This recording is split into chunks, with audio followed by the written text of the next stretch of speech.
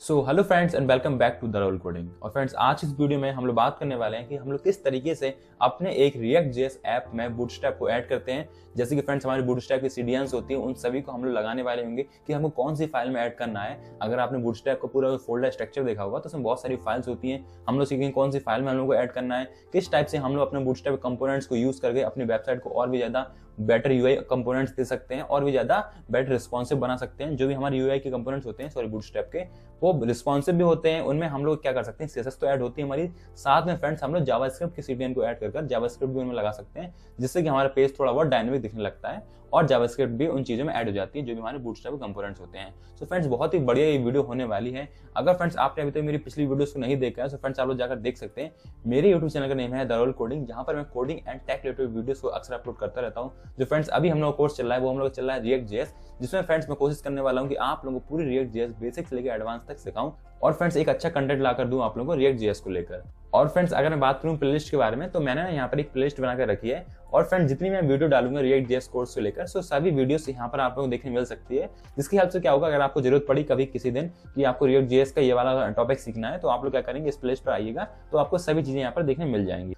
तो फ्रेंड्स, ये तो हो गई मेरी बातें कि हमारी React.js की प्लेलिस्ट क्या है, कैसे हम लोग इसे यूज कर रहे हैं। और फ्रेंड्स, ये मेरी वेबसाइट है, आप लोग इसको जाकर भी एक्सेस कर सकते हैं। अगर आप लोग जाएंगे therolcoding.com पर, तो आपको यहाँ पर एक कोर्स मिलेगा React.js का। आप उस पर क्लिक करेंगे तो आपको यहाँ पर 3 आर्टिकल देखने मिल जाएंगे जो कि मैंने React.js प्लेलिस्ट पर डाले थे। जैसे कि आप लोग देख सकते हैं, यहाँ पर आपको कोड भी मिलेगा, कॉन्सेप्ट भी देखने मिल सकता है। वेल फ्रेंड्स, अब हम लोग करने के वाले हैं, सीखते हैं कि आखिर अपनी बूटस्ट्रैप को कैसे ऐड करें। अगर फ्रेंड्स आप लोग हमारी पिछली वीडियोस देख रहे होंगे तो आपको पता होगा कि हमारा जो React.js का फोल्डर बनता है उसमें कौन कौन सी फोल्डर्स होते हैं, कौन कौन सी फाइल होती हैं और कौन कौन सी फोल्डर्स और फाइल्स हम लोग के लिए जरूरी होती है। ये दोनों चीजें बहुत जरूरी है। हमारा React.js का ऐप बन रहा है, अच्छी बात है, लेकिन उसमें कौन कौन सी फाइल्स जरूरी है, कौन सा उनमें कोड जरूरी है, ये बहुत आप लोगों के लिए जरूरी है जाना। तो आप लोग मेरी पिछली वीडियो जाकर देख लीजिए। इंट्रोडक्शन भी देखने मिल जाएगा फ्रेंड्स, आप लोगों को इंस्टॉलेशन भी देखने मिल जाएगा, सभी चीजें फ्रेंड्स आप लोग वहां पर देखने मिल सकती हैं। सो आप लोग जाकर पहले उन्हें देख लीजिए। बाकी हम लोग बात करें आज की वीडियो में, सो हम लोग बूटस्ट्रैप को ऐड करने वाले हैं और देखने वाले हैं कि अगर हम लोग अपनी बूटस्ट्रैप को ऐड करते हैं तो हमारे जो वेब पेज होता है, React का वेब पेज होता है, उसमें क्या फर्क पड़ता है, हम लोग को एक बेटर यूआई कंपोनेंट्स मिलते हैं या नहीं, जो कि हमारे रिस्पॉन्सिव भी रहेंगे, लेकिन हम लोग को बेटर चीजें देखने मिलती हैं इसको ऐड करने से या नहीं, सभी चीजों के बारे में फ्रेंड्स आज की इस वीडियो में हम लोग बात करने वाले होंगे। सो फ्रेंड्स, चलिए फिर स्टार्ट करते हैं आज की वीडियो।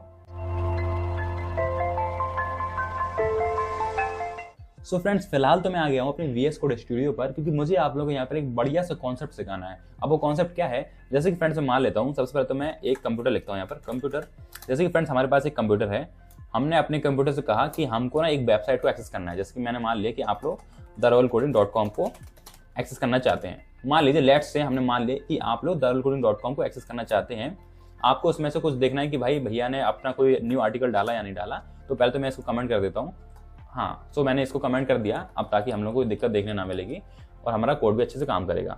सो हमने यहाँ पर कमेंट कर दिया और मैंने बोला कि आपके पास एक कंप्यूटर है, आपका मन हुआ कि आप लोग therolcoding.com खोलें और उसमें देखें कि भैया ने कोई नया आर्टिकल पोस्ट किया या नहीं किया, या फिर आप लोग सिंपली विजिट करना चाहते हैं कोई वेबसाइट। तो बेसिकली क्या होगा, आप लोग अपना गूगल खोलेंगे या फिर कोई भी आप लोग वेब ब्राउजर खोलने वाले होंगे। सो आपने वेब ब्राउजर खोला और आपने क्या लिखा होगा, therolcoding.com। आप जैसे ये लिखेंगे, ये चीजें जो होगी, ये जो रिक्वेस्ट होगी वो जाएगी हमारे सर्वर पर और सर्वर हमारा वहां से चीजें क्या करेगा, ग्रैब करेगा। सर्वर अपने सर्वर में देखा कि भाई इस चीज की हमारे पास इस नाम की कोई चीज है या नहीं। अगर उसको मिल जाएगी therolcoding.com नाम से कोई वेबसाइट, तो वो क्या करेगा, वो आप लोगों को क्या देगा, एक बार मैं इसको कॉपी पेस्ट कर देता हूँ, वो आप लोगों को रिटर्न में देगा कुछ चीजें। और वो क्या रिटर्न में देगा चीजें, मैं आप लोगों को बता देता हूँ। सर्वर हम लोग को रिटर्न में देगा चीजें HTML, CSS, JavaScript, HTML, CSS and JavaScript. Okay, और किसको देगा ये, आपको 1 2 3, और आप रहेंगे हमारे यूजर मान लीजिए। यहाँ पर आप लोग कंप्यूटर लिख लीजिए, वो भी बेस्ट चीज रहेगी। आप लोग यहाँ पर कंप्यूटर लिखा रहने दीजिए। वेल फ्रेंड्स, मैंने आपसे कहा कि आपको एक वेबसाइट को एक्सेस करना है और उस वेबसाइट को एक्सेस करने के लिए आपने अपना कंप्यूटर खोला, कंप्यूटर पे आपने गूगल पर टाइप किया, ये वेबसाइट का नेम है, हमारा लिंक है, और वो क्या करेगा, सर्वर के पास हमारी रिक्वेस्ट जाएगी। ठीक है, जैसे सर्वर के पास रिक्वेस्ट जाएगी, सर्वर अपने में खोजेगा कि उसके पास ये वेबसाइट है यानी इस नेम में कुछ मटेरियल है या नहीं। जैसे उसको कुछ चीज मिलती है, वो क्या करेगा, आपको उसको उस जो आपने सर्च किया होगा उस चीज की आपको HTML, CSS और जावास्क्रिप्ट दे देगा। जैसे कि मैंने कहा फ्रेंड्स आप लोगों से कि आपने therolcoding.com पर क्लिक किया, आपको वेबसाइट मिल गई। अब आपको जाना है उसके ब्लॉग सेक्शन पर, तो आप क्या लिखेंगे, /blogs.html, तो आप लोग उस सेक्शन में चले जाएंगे। आपको कॉन्टैक्ट पर जाना है तो आप लोग इस टाइप से कॉन्टैक्ट पर जाएंगे, अबाउट अस, इस टाइप से आप लोग जा सकते हैं। ये थी फ्रेंड्स हमारी नॉर्मल जिंदगी, क्योंकि हम लोग इस टाइप से अपनी चीजें ऐड कर रहे थे अपने बूटस्ट्रैप पर और हमारा काम हो रहा था। इसमें लिख देता हूँ नॉर्मल मोड। ये हमारा नॉर्मल मोड है, हम लोग इस टाइप से अपनी चीजें ऐड कर रहे थे अपने बूटस्ट्रैप पर और हमारा काम हो रहा था।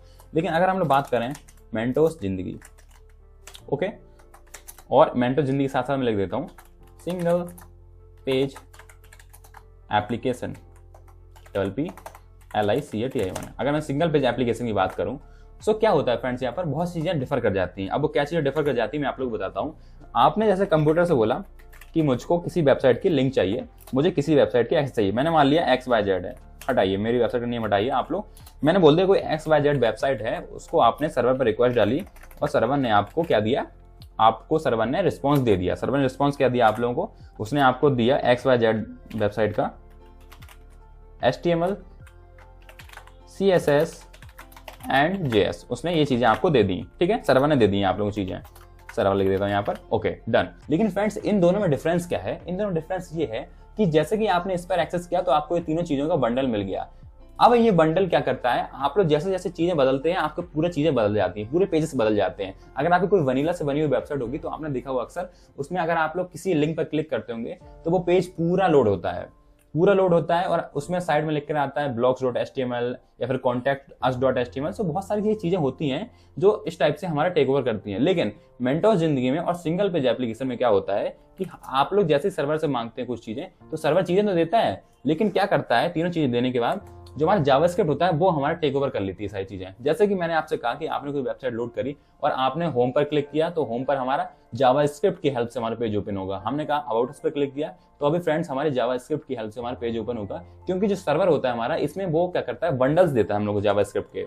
जावास्क्रिप्ट में क्या करता है बड़े बड़े बंडल्स देता है, आप लोगों को ओनली जावास्क्रिप्ट नहीं देता है, बंडल देता है। जैसे आपकी वेबसाइट लोड हो जाएगी, लोड होने के बाद पूरा क्या करता है हमारा जो जावास्क्रिप्ट होता है वो टेक ओवर कर लेता है और वही पूरी हमारी एप्लीकेशन को रन कराता है हमारे React.js ऐप में। सो आपको ये दोनों चीजें समझ में आनी चाहिए। सबसे पहले नॉर्मल मोड है जिसमें आपको तीनों चीजें मिल रही हैं और तीनों चीजें पैरेलल वर्क कर रही हैं। आप किसी पेज पर जब रिफ्रेश कर रहे हैं या फिर आप लोग पैरेलल वर्क कर रहे हैं तो आपको ये तीनों चीजें मिल रही हैं और तीनों चीजें पैरेलली वर्क कर रही हैं। लेकिन इसमें क्या होता है आप जैसे पेजेस पर वो करते हैं, टैली करते हैं या फिर आप लोग टैप करते हैं, स्विच करते हैं, तो आपको सिर्फ और सिर्फ जावास्क्रिप्ट के बंडल है वो चेंज होते हुए दिखेंगे, बाकी सभी चीजें सेम हो जाती है हमारी। सिर्फ और सिर्फ फ्रेंड्स हमारी जावास्क्रिप्ट क्या करती है टेक ओवर कर लेती है।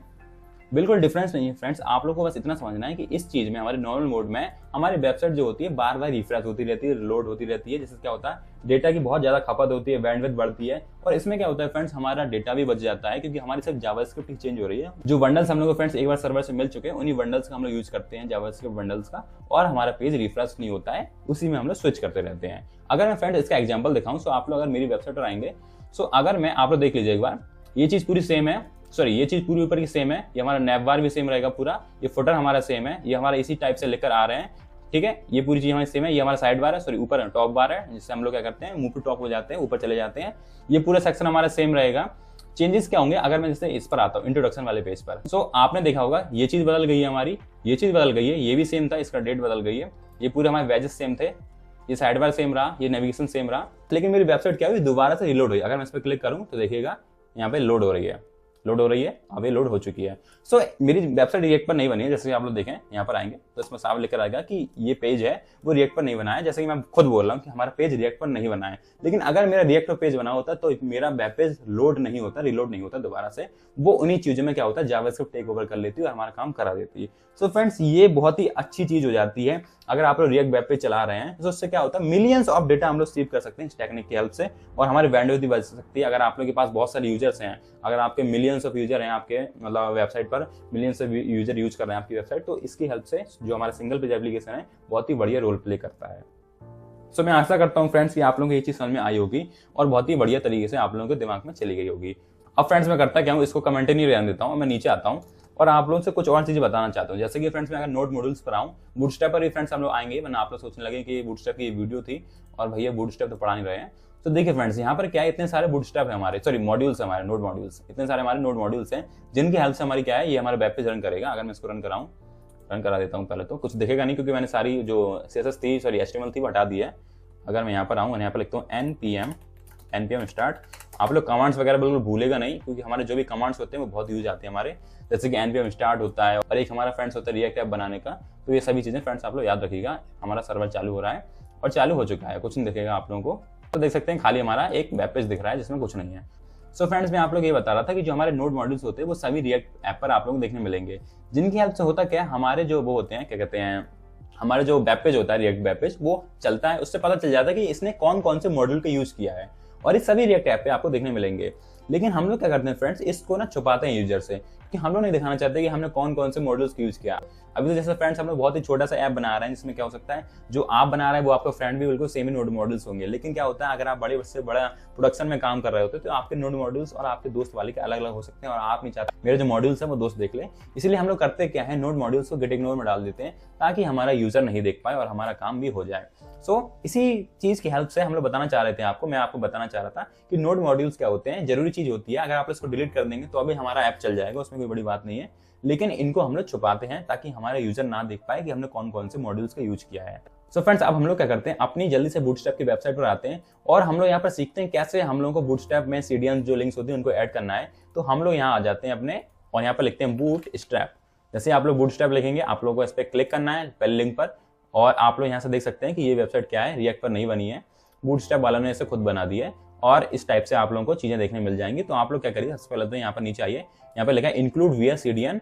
आप लोगों को यहाँ पे सीएसएस की लिंक कॉपी कर लेनी है, सीडीएन लिंक, और मैं यहाँ पर आता हूँ index.html। हाँ, मुझे एक और बात बतानी है कि आपका जो भी मटेरियल रहता है, मैंने आपसे बोला था, जो भी चीज आप लोगों को पब्लिकली प्रदर्शित करनी है अपने यूजर्स को, अपनी ऑडियंस को, तो वो सभी चीजें फ्रेंड्स आप लोग अपने index.html फाइल पर डालिएगा, क्योंकि आप लोगों को दिखानी है सभी चीजें कि हमने कौन कौन चीजें ऐड की हैं, कौन कौन सी नहीं की हैं।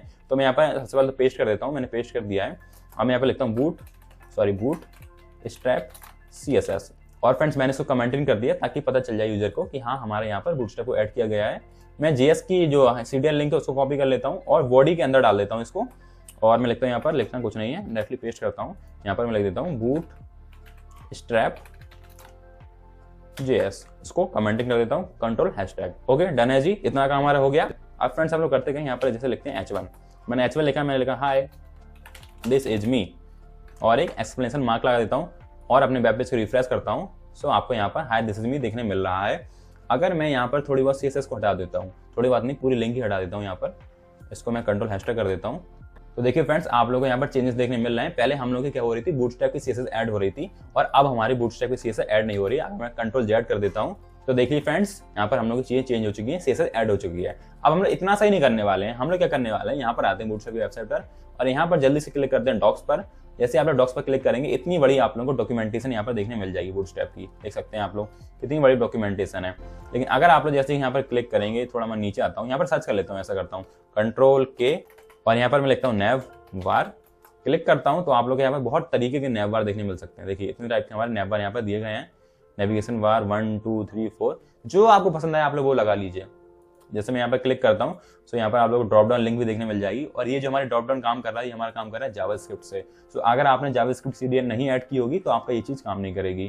ठीक है, मैं नीचे आता हूँ और कोई अच्छा से ढूंढता हूँ जो कि सिंपल और सोबर देखने में लग रहा हो। मैं ये वाला ऐड कर लेता हूँ। चलिए पहला वाला ऐड कर लेता हूँ, बड़ा सा दिख रहा है। यहाँ पर मैं आता हूँ अपने app.js पर, और मैं हाय दिस इज मी को हटा देता हूँ। चलिए इसको बना रहने देता हूँ, और यहाँ पर पेस्ट कर देता हूँ।